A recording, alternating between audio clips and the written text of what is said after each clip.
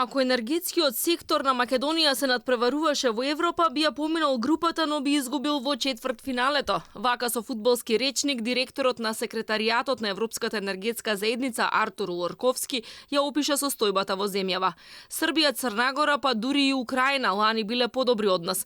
Македонија се наоѓа некаде на средина во Европа со имплементирани 53% од европското законодавство. Постигнат бил значителен напредок, но имало уште многу работа.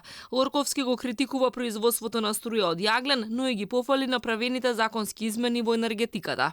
Цената на електричната енергија, цената што го покрива цената на производството и добивката за компанијата, на тоа ќе треба да се додаде СИО цената на јаглерот во европската цена, која што денеска е околу 80 евра. Со ова нема да ви биде исплатливо да извезувате струја во Европската Унија. Пратениците на владеачката ВМРО ДПМН уверуваат дека енергетиката ќе биде приоритет за развој на економијата во земјава.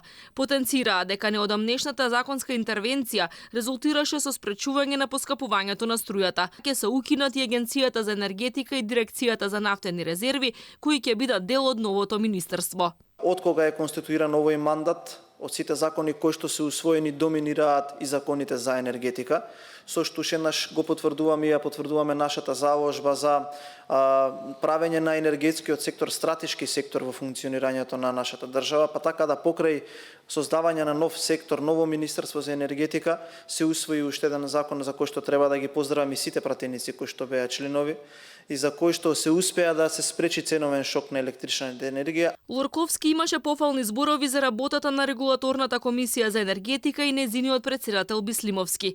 Извештајот на енергетската заедница се однесува на 2023 година.